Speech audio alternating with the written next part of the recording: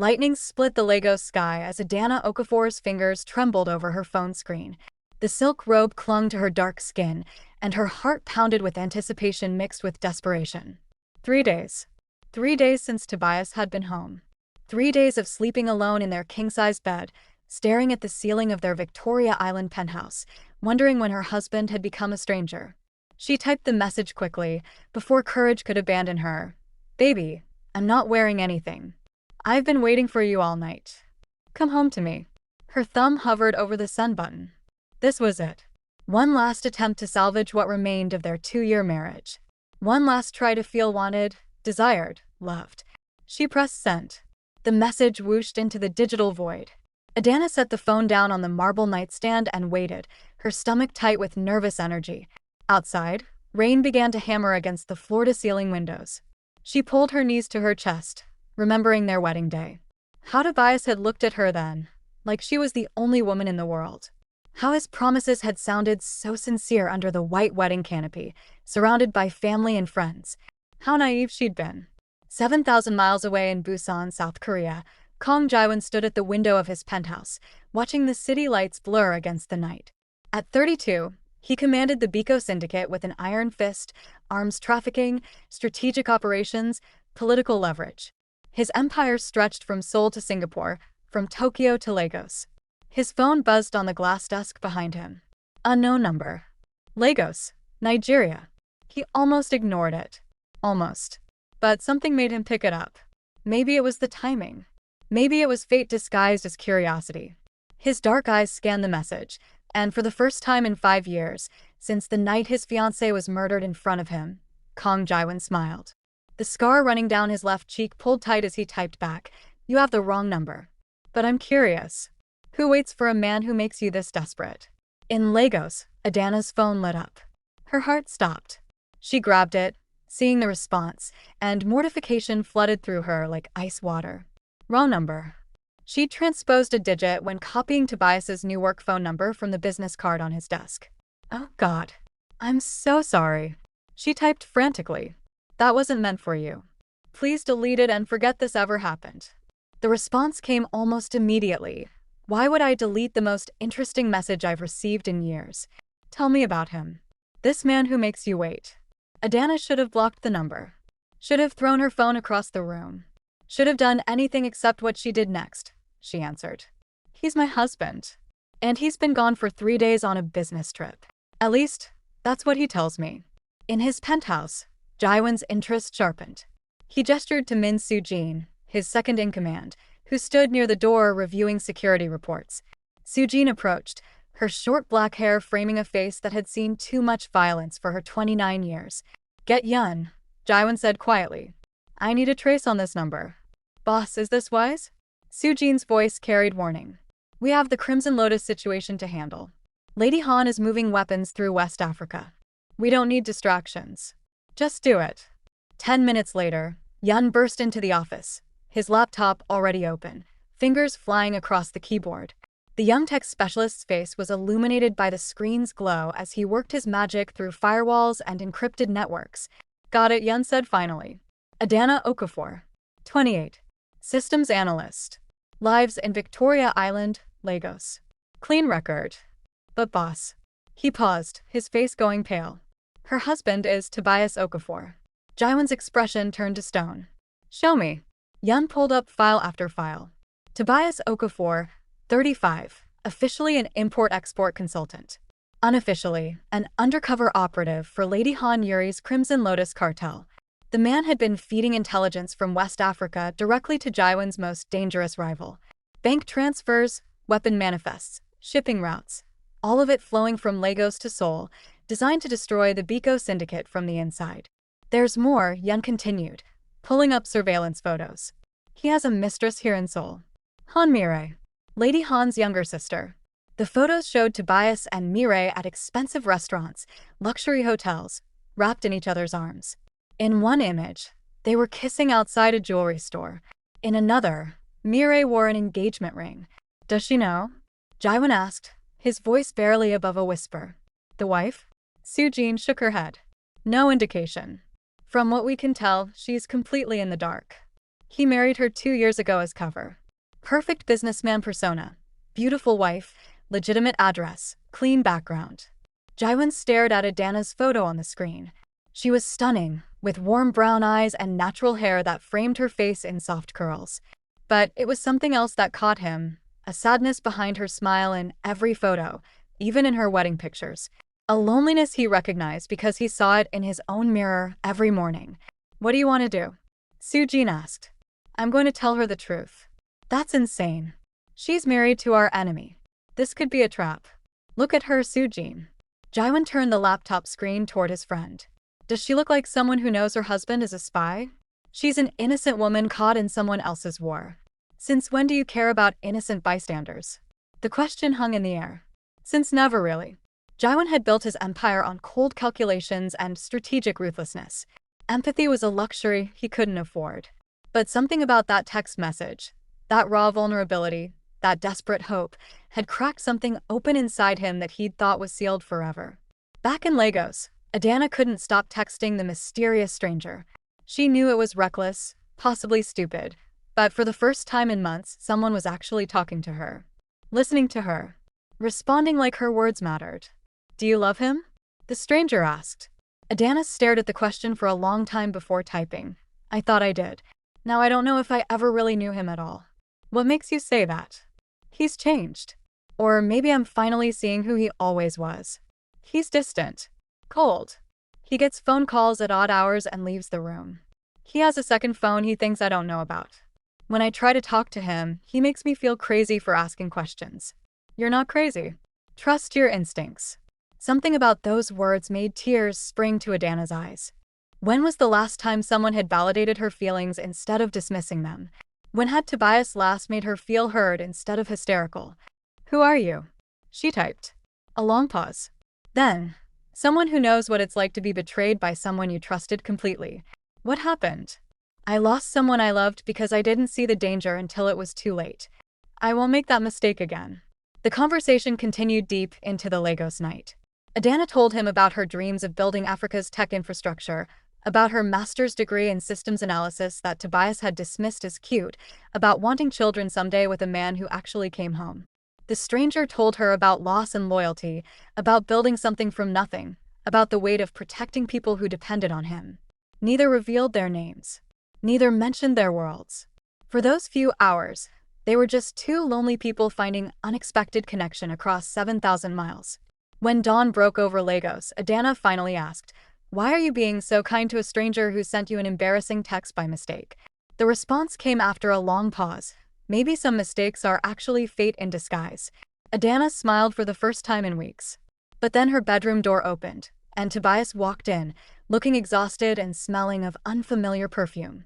"You're awake early," he said, not quite meeting her eyes. "You're home late," Adanna replied, clutching her phone. "How is Seoul?" Something flickered across Tobias's face. Surprise, suspicion, calculation. "How did you know I was in Seoul?" "You told me. Before you left." She hadn't, but she was testing him. "Right. Of course." He loosened his tie. It was productive. "Closed a big deal. I brought you something." He handed her a jewelry box. Inside was a diamond bracelet that probably cost more than most Nigerians earned in a year. Guilt gift, Adanna thought. She'd been getting a lot of those lately. "It's beautiful," she said flatly. "You don't sound excited." "I'm tired, Tobias.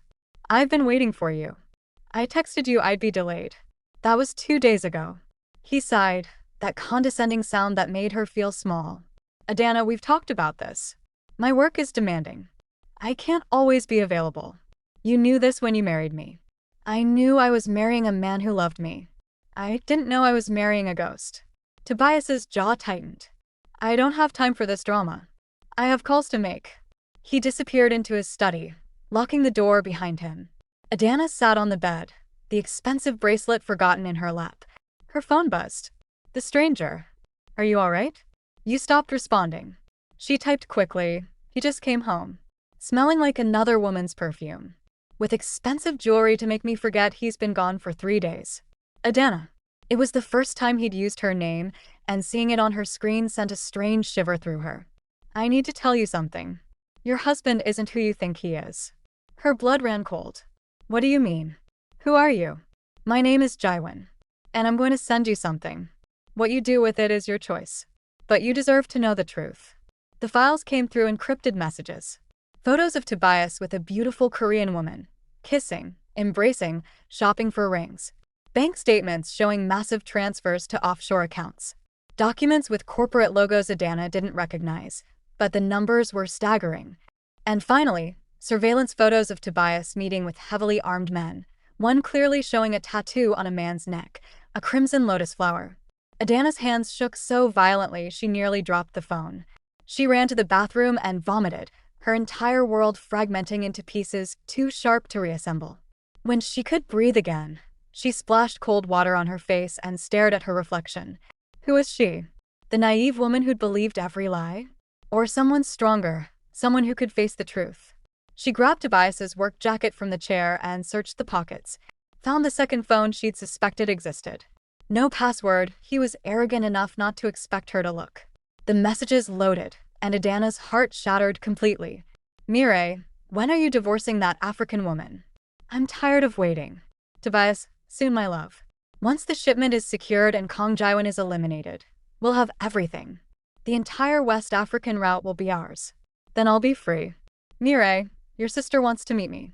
She keeps asking about your wife. Tobias, tell her nothing. Adanna is just cover. She means nothing. She's served her purpose. Adanna slid down the bathroom wall, silent sobs racking her body. 2 years. 2 years of her life given to a man who saw her as a prop. A useful idiot, as he'd probably described her to his real lover. She thought of all the times she'd blamed herself for their distance, convinced herself she wasn't interesting enough, sexy enough, good enough. And all along, she'd been nothing but a costume he wore to look legitimate. Her phone buzzed again. Jiwon. I know this is devastating. I know you have no reason to trust me. But Adanna, you're in danger. The people your husband works for, they're not just criminals. They're planning something that will hurt thousands of people. And when they're done using him, they'll eliminate anyone who knows too much. Including you. Why do you care? She typed through tears. Why are you telling me this? A video call request popped up. She stared at it, knowing she should decline, knowing this was insane. But what did she have left to lose? She accepted. The face that filled her screen made her breath catch. Jiwon was devastatingly handsome. Sharp jawline, intense dark eyes, black hair pushed back from his forehead. But it was the scar running down his cheek and the weight in his gaze that told her this was a man who'd survive things that would break most people. I'm telling you because I know what it's like to lose someone because I didn't act fast enough, Jiwon said, his English accented but clear. 5 years ago, the woman I loved was murdered by the same people your husband works for. She found out about their operations, tried to go to the authorities. They killed her in front of me as a lesson. I won't let that happen to someone else. Not when I can prevent it. Adanna stared at him, tears streaming down her face.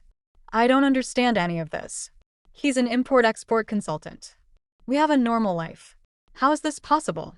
Nothing about your life is normal, Adanna. I'm sorry, but it never was.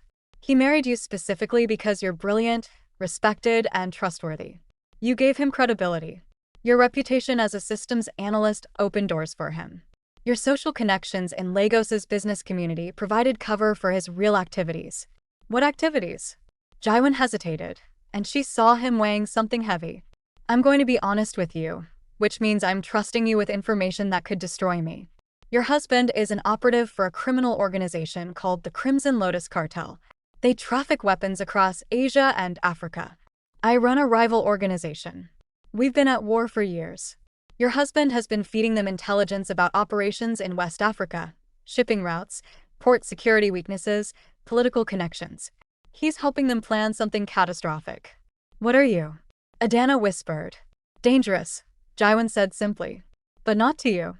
Never to you. Why should I believe anything you say? You just admitted you're a criminal.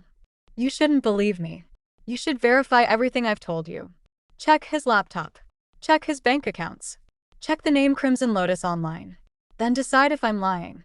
Adanna wiped her eyes. Even if everything you're saying is true, what am I supposed to do? I can't just come to Seoul. The words hung between them, impossible and insane. What? Come to Seoul? Jiwon repeated, leaning closer to the camera. I'll protect you. I'll show you everything. And then you can decide what you want to do. Go to the authorities, disappear, whatever you need. But Adanna, if you stay there, you're at risk. If Tobias suspects you know anything, or if his employers decide you're a liability, he would never hurt me. The man you married wouldn't. But you never married that man. You married a fiction. Adanna closed her eyes, feeling the weight of the decision crushing her. This was insane. Flying across the world to meet a man who admitted he was a criminal, based on a wrong number text message? But what was the alternative? Stay married to a man who saw her as disposable? Wait for whatever catastrophe was coming? I need time to think, she said. You don't have much time. Whatever they're planning, it's accelerating. I can feel it. After they ended the call, Adanna sat in the bathroom for another hour, trying to breathe through the panic. Finally, she emerged and went to Tobias's study. The door was locked, but she knew where he kept the spare key. In his arrogance, he'd never imagined she'd use it. The study was immaculate, as always. Tobias's laptop sat closed on the mahogany desk. She opened it, expecting a password screen. Instead, it opened directly to his email. He'd been so confident in his deception that he hadn't even bothered with basic security. The emails confirmed everything Jiwon had told her and worse. Messages about weapon shipments disguised as agricultural equipment. Briefs on port security at Lagos's Apapa terminal. Plans for something called Operation Crimson Dawn scheduled for 2 weeks from now during an international summit in Seoul. Casualty estimates in the thousands.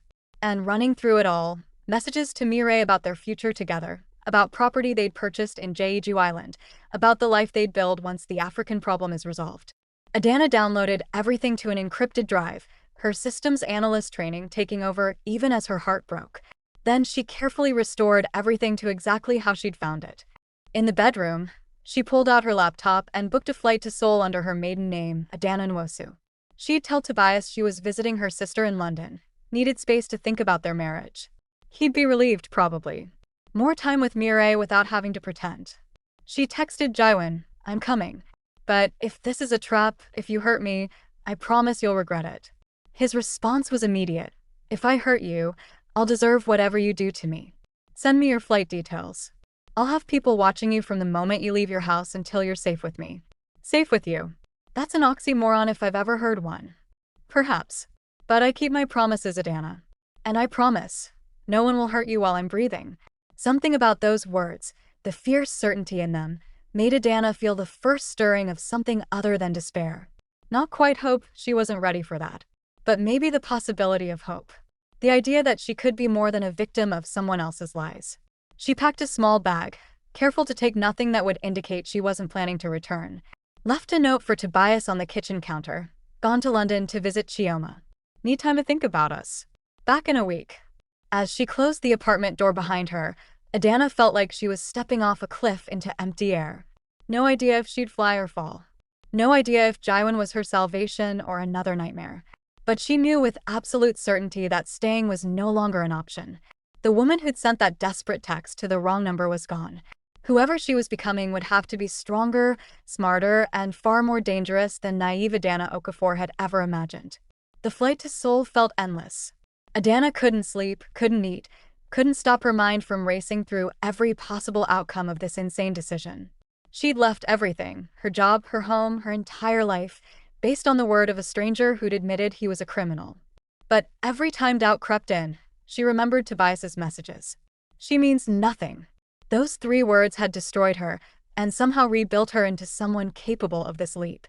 Incheon Airport was overwhelming, massive, gleaming, filled with travelers speaking rapid Korean. Adanna felt exposed, vulnerable. She'd just cleared customs when she noticed them.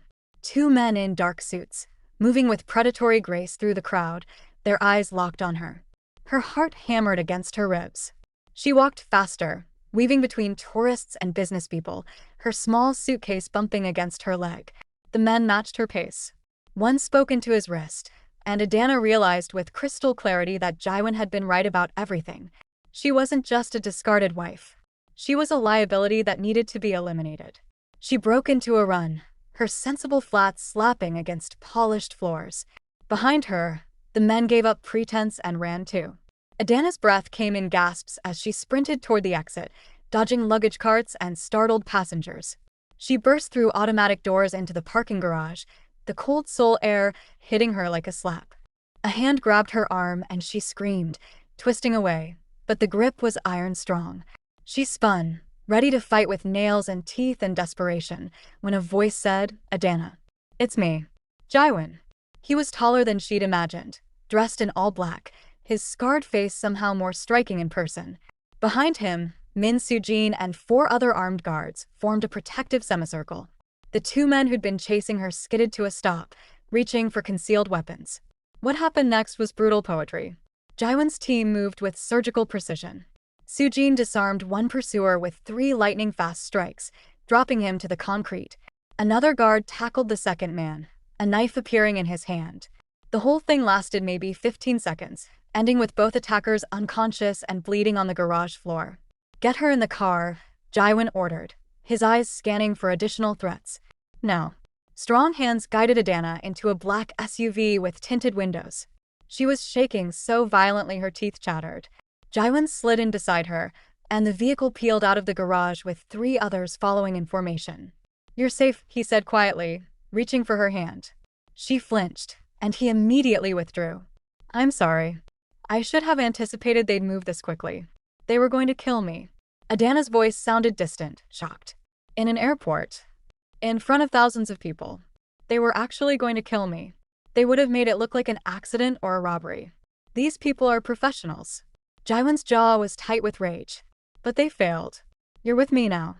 Adanna looked at him, really looked at him. This man was a stranger. A criminal. Someone who'd just ordered violence as casually as most people ordered coffee. And yet, when his eyes met hers, she saw something that transcended the circumstances that brought them together. Recognition. Understanding. A connection that made no logical sense but felt more real than anything she'd experienced in years. "Thank you," she whispered. "Don't thank me yet. We still have a long way to go." The compound was hidden in the hills outside Busan, a traditional Hanok mansion surrounded by state-of-the-art security. Armed guards patrolled the perimeter, cameras covered every angle, and the main gate looked like it could withstand a tank assault. But inside, the house was surprisingly beautiful. Paper screens filtered soft light across wooden floors. A garden with a koi pond occupied the central courtyard. It was elegant, peaceful, completely at odds with the violence that had just unfolded. Soo-jin showed Adanna to a guest room that was larger than her entire Lagos apartment. "Get some rest," the Korean woman said, her tone neutral but not unkind. "You're safe here. No one gets past our security." "Why are you helping me?" Adanna asked. "You don't know me. And from what I understand, I'm connected to your enemies." Soo-jin studied her for a long moment. "The boss sees something in you.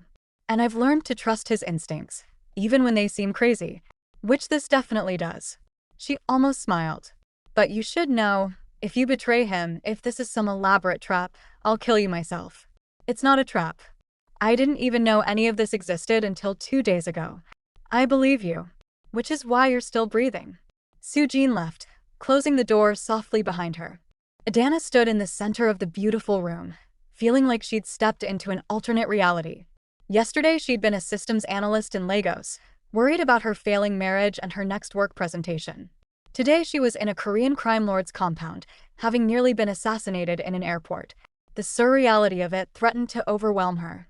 A knock on the door. "Come in," she called, expecting Soo-jin. It was Jiwon, carrying a tray with tea and what looked like Korean snacks. "I thought you might be hungry. You didn't eat on the plane." "How do you know that?" "I had someone on your flight. Watching." Most women would find that creepy. Adanna found it oddly comforting. "You really meant it when you said you'd protect me." "I never say things I don't mean." He set the tray on a low table and poured tea with practiced grace. "Adanna, we need to talk about what happens next." She sat across from him, accepting the cup. The tea was fragrant, warming her from the inside. "Show me everything. All of it. I want to know exactly what Tobias is involved in." For the next 3 hours, Jiwon laid it all out. Lady Han Yuri's Crimson Lotus cartel controlled weapons trafficking across East Asia and West Africa. They'd been at war with the Biko Syndicate for control of strategic routes and political influence. Tobias was one of Lady Han's most valuable assets, a perfect cover identity, positioned to gather intelligence and facilitate operations across the African continent. "But it's bigger than territory disputes now," Jiwon said, pulling up files on his laptop. They're planning something catastrophic. Operation Crimson Dawn.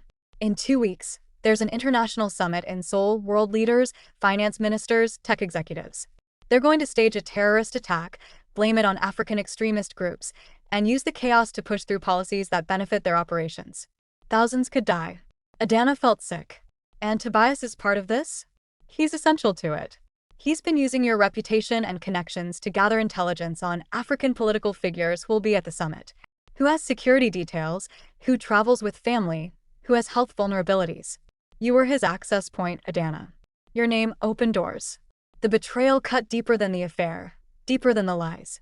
He'd used her expertise, her relationships, her trust to help plan mass murder. What can we do? We? Jiwon looked at her intently. You don't have to be part of this. I can arrange for you to disappear. New identity, protected location, financial security. You could start over, far from all of this. And let thousands of people die. Let him get away with using me as a weapon? Adanna's voice hardened. No. I want to help stop this. I'm a systems analyst. I can access networks, trace communications, find vulnerabilities. Use me. Something shifted in Jiwon's expression. Respect, admiration, something warmer. It's dangerous. If they find out you're helping us, they'll kill you. Painfully. They already tried to kill me in the airport. I'm done being afraid.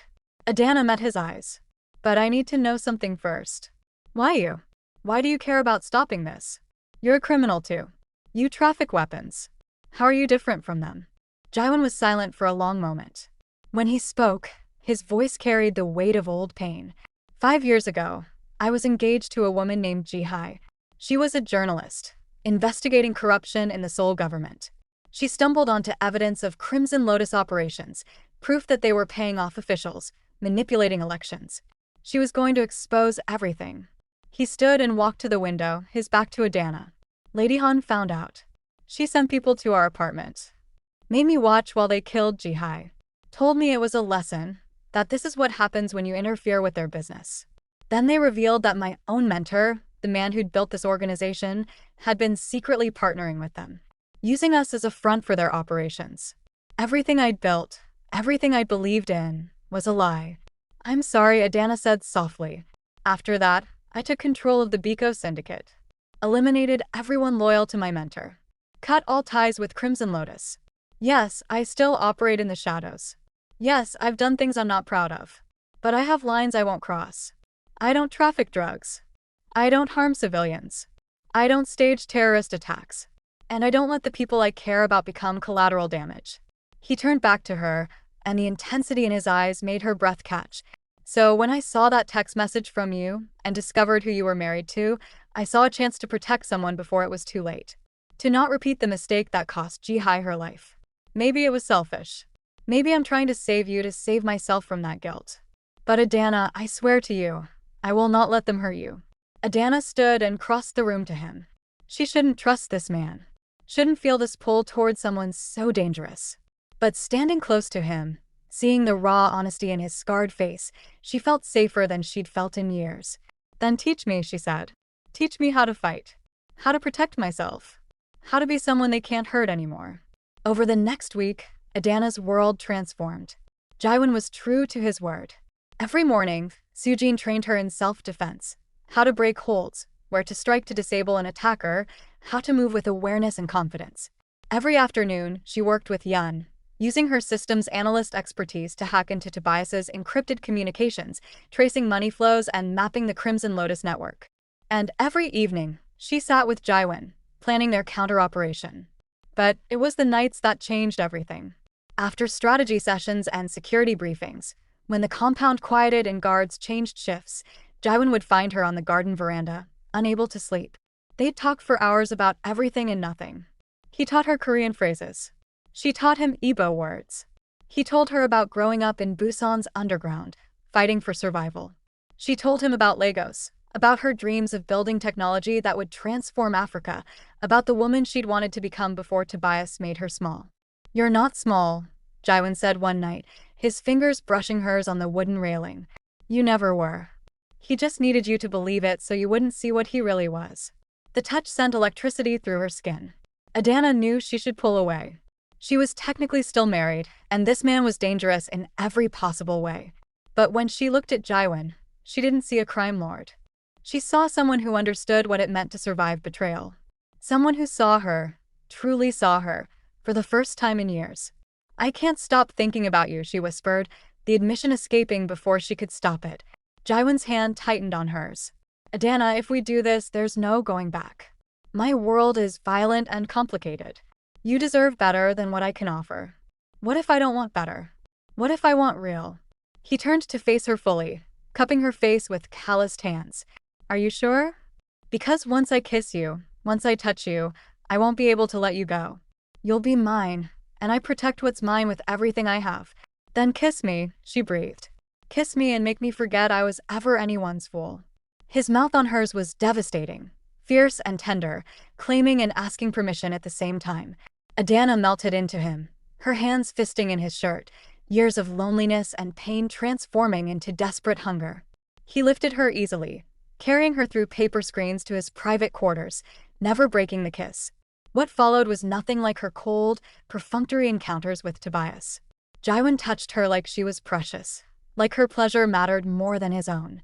He mapped every curve with his hands and mouth, whispering in Korean how beautiful she was, how strong, how perfectly she fit against him.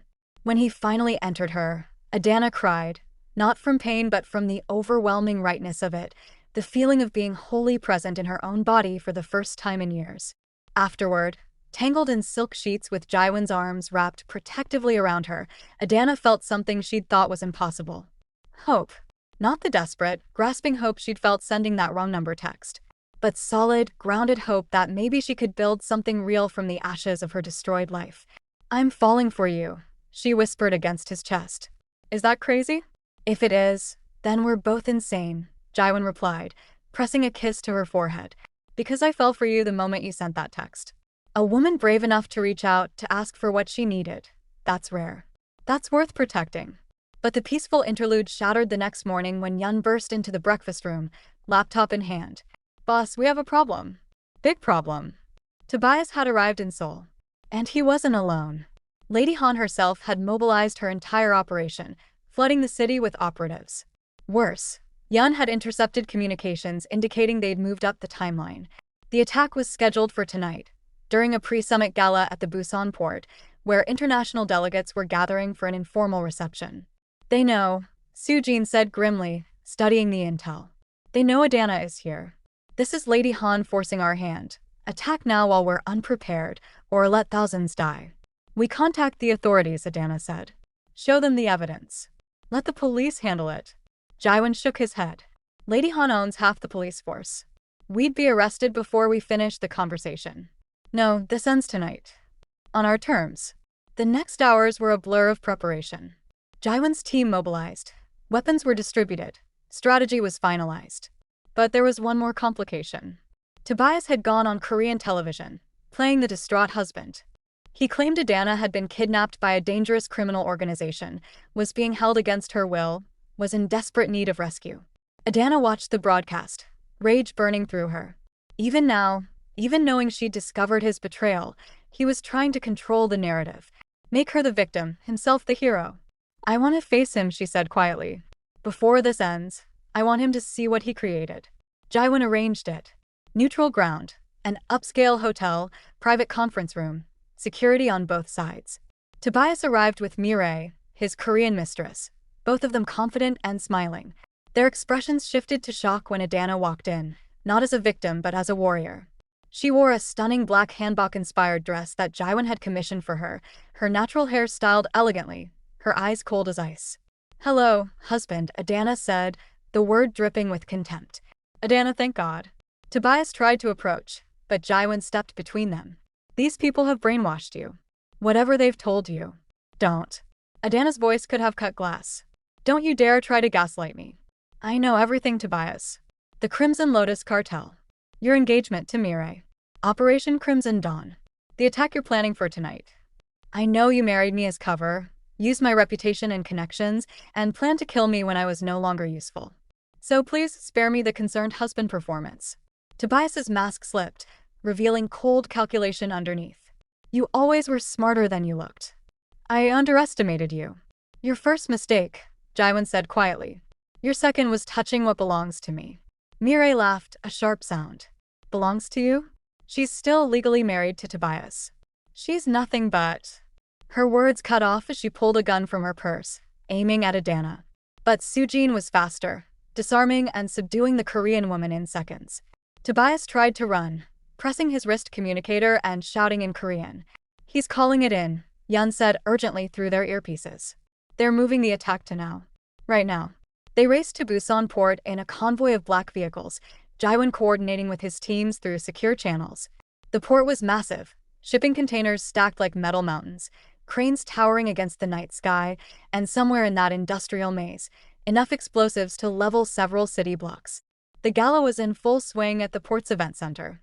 Adanna could see dignitaries through the windows, elegant people in formal wear, completely unaware they were standing on top of a bomb.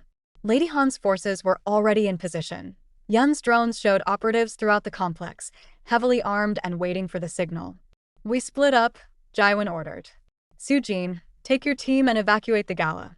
Make it look like a gas leak, don't cause panic. Yun, you're with Adanna. Find the primary explosives and disable them. I'll handle Lady Han. Jiwon, wait. Adanna grabbed his arm. He kissed her hard, a kiss that tasted like goodbye. Come back to me, he whispered. We have a life to build. Then he was gone, disappearing into the maze of shipping containers with half his team. Adanna pushed down the fear and focused. Yun led her to a secondary control room where she could access the port's security systems. Her fingers flew across the keyboard, her systems analyst training kicking into overdrive. She mapped the explosive locations, identifying the primary charges versus the smaller triggers. There, she said, highlighting sections on the screen. If we disable those 3 points, the whole network collapses. But Yun, they're in different locations. We don't have time to reach all of them. Then we do it remotely. Can you hack their detonation system? Adanna was already typing, breaking through firewalls and encryption. Sweat beaded on her forehead as she worked, aware that every second counted. Behind her, she heard gunfire, Jiwon's team engaging Lady Han's forces. She blocked it out, focused only on the code streaming across her screen. Got it, she breathed. I'm in their system. Initiating shutdown sequence. The explosives disarmed one by one, her screen showing green confirmations. But then warning lights flashed. Someone was trying to override her commands. Restart the countdown. Adanna's hands moved faster, typing code to lock them out, building digital walls between the detonators and their remote triggers. A door burst open. Tobias stood there, gun in hand, his face twisted with rage. You really think you can stop this? You're just a naive woman playing in a world you don't understand. I understand enough, Adanna said, not taking her eyes off the screen. I understand you're a coward who hides behind women and lies. I understand you underestimated me because I loved you. That was your fatal mistake. Tobias aimed the gun at her head. But before he could fire, Adanna spun, using the moves Sujin had taught her. She knocked the weapon aside, drove her palm into his nose, and when he staggered back, she grabbed the gun and pointed it at him with steady hands. It's over, Tobias. The explosives are disabled. Lady Han's operation is falling apart, and you're going to spend the rest of your life in prison. Sirens wailed in the distance. Yun had contacted his source in the Korean National Intelligence Service, and now police and military vehicles were flooding the port. Through the control room windows, Adanna could see Lady Han's operatives being arrested, their carefully orchestrated attack crumbling into chaos. But where was Jiwon? She left Tobias zip-tied on the floor under Yun's guard and ran into the maze of shipping containers, following the sound of gunfire. Her heart hammered with terror. What if she'd survived all of this only to lose him? What if their connection, born from a wrong number and desperation, ended tonight in blood and violence? She found them on a rooftop platform overlooking the port, Jiwon and Lady Han circling each other like predators. Both were bloodied, exhausted, but neither willing to yield. Lady Han was older than Adanna expected, maybe 50, but she moved with deadly grace. You should have stayed in your lane, Kang Jiwon, Lady Han hissed. This is bigger than you. Bigger than your pathetic syndicate. We could have ruled together. You killed Jihai, Jiwon said, his voice eerily calm. You murdered an innocent woman to send a message. And tonight you were willing to kill thousands more for profit and power. We're nothing alike. Aren't we? You've killed. You've destroyed. You've built an empire on violence. The only difference between us is I'm honest about what I am. Jiwon glanced at Adanna, standing at the platform entrance. Something in his expression shifted, softened. No. The difference is I found something worth changing for. Someone worth being better for. Lady Han laughed bitterly. Love? You're going to lecture me about love? That African woman is using you, just like she used her full husband.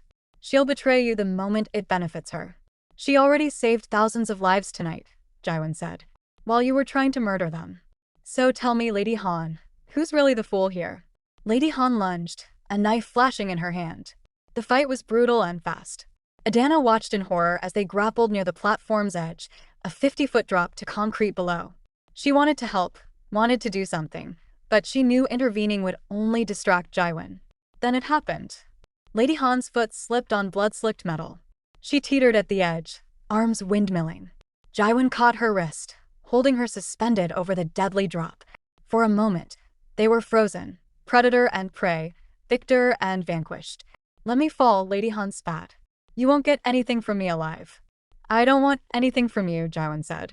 Except justice. He hauled her back onto the platform as NIS agents swarmed up the stairs, weapons drawn. She's all yours. As Lady Han was arrested, still screaming threats and curses, Jiwon walked to Adanna. He was limping, blood seeping through his shirt, but his eyes were clear and focused entirely on her. It's over, he said simply. Adanna threw her arms around him, not caring about the blood or the exhaustion or the dozens of agents witnessing their embrace. You came back to me. I promised I would. He held her close, his heart beating strong against hers. I keep my promises. The aftermath was complicated. Adanna spent 3 days giving statements to Korean and international authorities. The evidence she'd compiled, the hacked communications, financial records, operational plans, was overwhelming. Tobias, Lady Han, Mireille, and dozens of Crimson Lotus operatives were arrested.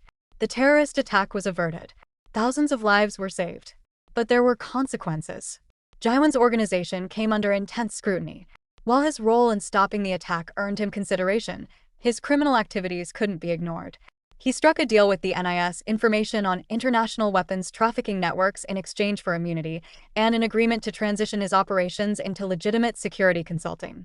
Adanna returned to Lagos briefly to finalize her divorce and close out her old life. Her family was horrified by the scandal, their daughter involved with criminals and international conspiracies. But her younger sister Chioma understood. You survived, Chioma said, holding her tight. You became someone stronger.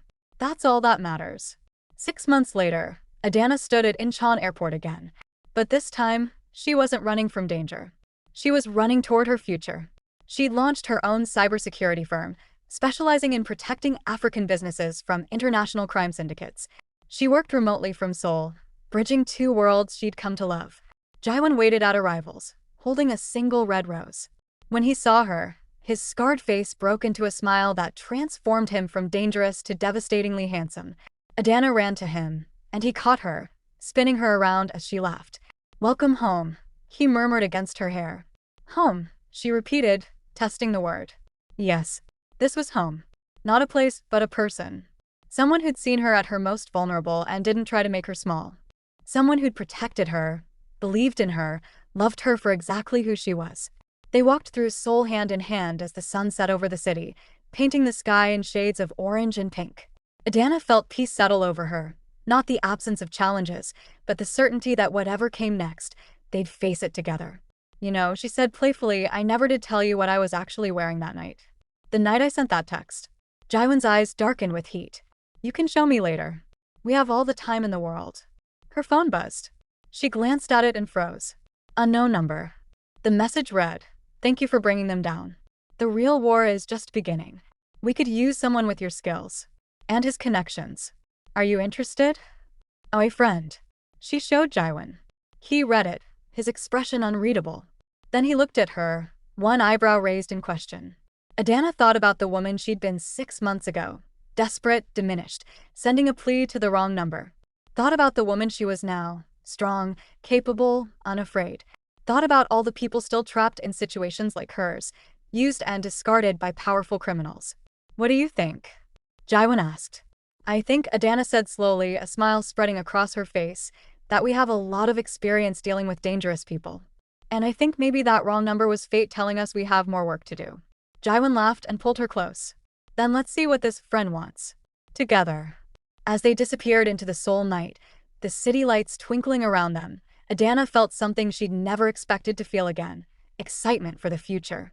Yes, there would be danger. Yes, there would be challenges. But there would also be love, partnership, and purpose. She'd sent a desperate message to a wrong number. And somehow, impossibly, it had led her exactly where she needed to be. If you've made it this far, you're part of something special. This story of unexpected connections and dangerous love is just the beginning. Drop a comment below telling us what you thought of Adanna and Jiwon's journey. Would you take a chance like she did? Could you forgive someone with a past like Jiwon's? We want to hear your thoughts. And don't forget to hit that subscribe button because trust us, this story isn't over. That mysterious message at the end? Let's just say Adanna and Jiwon's adventures are only getting started. Like this video if you want to see what happens next, and share it with someone who loves a good romance thriller. Because sometimes the wrong number leads you to exactly the right person. Until next time, keep believing in unexpected connections and never underestimate the power of a desperate text sent to a stranger. You never know where it might lead.